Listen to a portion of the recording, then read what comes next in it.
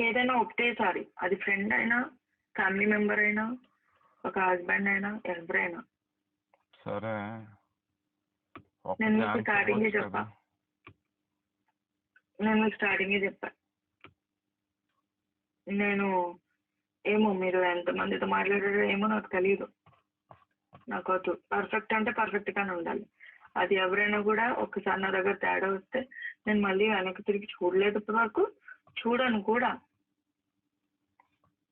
అలా ఫ్రెండ్స్ని 2-3 ఇప్పటి వరకు దూరం పెట్టా. వాళ్ళని ఇప్పటి వరకు వాళ్ళని పలకరించిన కూడా పలకరించి. లక్కీ మొన్న కూడా నాకు ఫోన్ చేసింది. నేను మాట్లాడను, ఇంకంతే అయిపోయింది. ఒక్కసారి అంతే, ఒక్కసారి ఛాన్స్, ఒక్కసారి నిలబెట్టుకున్నట్టు. ఆ ఒక్కసారి నిలబెట్టుకున్నాడు ఎన్నిసార్లు ఛాన్స్ ఇచ్చి నిలబెట్టుకోడు, వెనకాల మళ్ళీ గోతులు తీస్తాడని అర్థం. సరే నువ్వు అనేది రైటే కానీ నా బుద్ధి తక్కువైపోయి కాదు. మొన్న నిన్న ఎందుకు నేను ఫోన్ చేశాను మాట్లాడదామని. ఇప్పుడు ఏదో మాట్లాడితే ఏదో ప్రూఫ్ అన్న మా వాళ్ళకు కూడా తెలుసు. అయ్యో ఏం లేకుండా ఏముందని మాట్లాడతారు, దేనికి మాట్లాడతారు.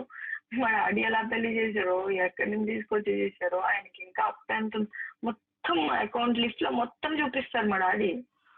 నాకేం తెలుసు అది అంత బల్ల గుద్దినట్టు. ఎవరి మాటలు పట్టుకొని ఏదో మాట్లాడేస్తే ఎలా అవుతుంది? ఇది పెళ్ళి అనుకుంటున్నారా, ఆటలు అనుకుంటున్నారా? బొమ్మల పెళ్ళి అయితేమన్నా అది నాకు అంత కంపు చేసేసావు కదా. అంటే నువ్వు చూసావా దాన్ని నువ్వు నిన్ను చూసిందా, లేకపోతే డైరెక్ట్ గా చూసి మాట్లాడిందా? అసలు అది నిజంగానే రోజా భారతీయ కాదా? ఇవన్నీ నేను కనబెడతాను. ఇప్పుడు సోషల్ మీడియాలో రోజా భారతి అని కొడితే నాకు ఈ రోజు వచ్చేస్తే బోల్డని, ఎందుకంటే ఆమెను ఫాలో అవ్వకపోయినా కూడా ఆమెకి కొడితే వచ్చేసి. ఇప్పుడు ఇదే రోజా భారతి అనేది నాతో పనిచేసింది అన్నది ఆ రవి ప్రశాంత్ రెడ్డికి కూడా తెలుసు. దాని ఫోటో యూజ్ చేసుకొని ఒక అమ్మాయితో పెట్టి మాట్లాడి ఉండొచ్చు. అసలు నిజమో కాదో కూడా నాకు తెలియదు. ఇప్పటికీ అదే చెప్తున్నా, ఎందుకంటే ఇదే రోజా అన్న దానికి అసలు ఇదంతా ఏం తెలీదు. నేనేం చెప్పలేదు. ఇంకా అసలు ఇదంతానే ప్రేమ అనేదే లేదు. ఇంక పెళ్ళి అయిపోయిందా? ఎంత ఫన్నీగా ఉంది తెలుసా నాకు ఈ రోజుకి. ఈ తాల్బొట్ ఏదైతే ఉందో మీకు కట్టింది, దాన్ని చూస్తుంటే బడబడ నీళ్ళు కారిపోతాయి నా కళ్ళలో. పెళ్లి వాల్యూ తెలిసిందాన్ని, ఎథిక్స్ తెలిసిందాన్ని, ప్రేమ వాల్యూ కుటుంబం వాల్యూ తెలిసిందాన్ని. ఎక్కడెక్కడో చంపలంట, అక్కడంట ఎక్కడంట పెళ్లి చేసుకునే రకాన్ని కాదు. పెళ్లి చేసుకునే నువ్వే అడిగితే కూడా వెళ్ళిపోయి రిజిస్టర్ మ్యారేజ్ చేసుకుందాము అంటే ఎందుకు అంత కంగారు? 2 నెలలు కదా, ఆగండి. ఏమంత కంగారు? పెళ్లి బొట్టు పెట్టారు కదా, ఆగండి అని చెప్పిన దాన్ని ఎక్కడో పోయి ఎవరితోనో అలాంటి కుటుంబాలు మావు కాదు. ఆ చంపలంట, వాళ్ళంటి ఇల్లంట పోయి ఇలాంటి చేయను అని. ఇంకొకటి చెప్తున్నాను, మీరు చెప్పారు కదా 2 లక్షలు 3 లక్షలకి వెళ్తా అని. ఆ 2 లక్షలు 3 లక్షలకి వెళ్ళేదాన్ని అయితే ఈరోజు ఇక్కడ ఈ సిచ్యువేషన్ ఎట్లా హైదరాబాద్ లో ఫ్లాట్ లేకుండా ఉన్నాను, రెంట్ కట్టుకుంటా ఉన్నాను. ఓకేనా? ఒక ఓన్ గా నాకంటూ ఒక కారు కూడా లేకుండా ఉన్నాను.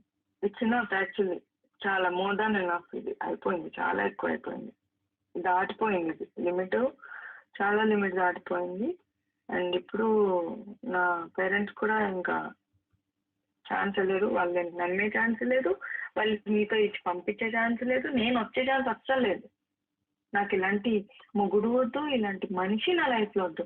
ఫ్రెండ్గా ఉంటేనే ఇలాంటి వాళ్ళని నేను ఇలా వెనక్కి తిరిగి చూడకుండా వెళ్ళిపోతానే.